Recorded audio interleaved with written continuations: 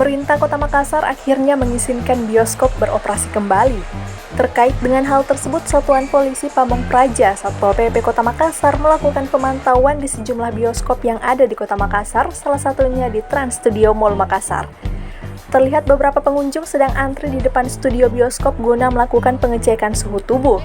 Untuk pemesanan tiket sendiri, pengunjung hanya dibolehkan memesan tiket secara online. Pengunjung dapat membeli tiket di aplikasi mTix dan Tix ID. Kemudian setelah proses pembayaran, pihak aplikasi akan memberikan kode booking. Kode tersebutlah yang nantinya akan di-scanning oleh alat yang telah disediakan pihak bioskop. Salah satu pengunjung bernama Selin mengaku sangat senang terkait dibukanya kembali bioskop di Makassar. Bagaimana tanggapannya terkait dibukanya kembali bioskop? Senang, excited juga, coba yang kan lagi social distancing juga kan, jadi coba yang baru. Ini rencananya mau nonton apa Mbak? Datang ke sini? Esen. Hah? Esen ya? Iya.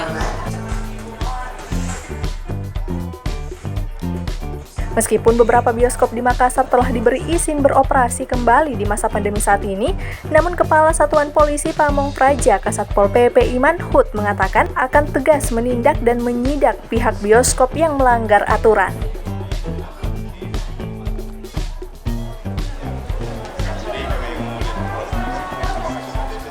Ada aturan main yang jelas, ada protapnya bahwa jika kami melakukan sidak atau inspeksi mendadak lagi dan kami temukan ada yang melanggar tidak memenuhi protokol, maka kita akan melakukan pemanggilan, kemudian melakukan berita acara pemeriksaan, kemudian setelah dari berita acara pemeriksaan itu kita menentukan sanksinya, apakah akan disegel atau dicabut izinnya.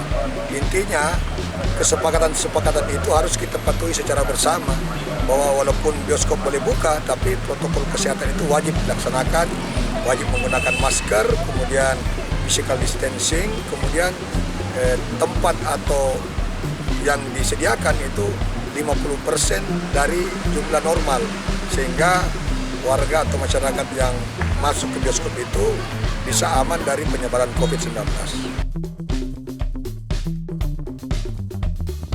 Dari Kota Makassar, Suparman, Fajar.co.id melaporkan.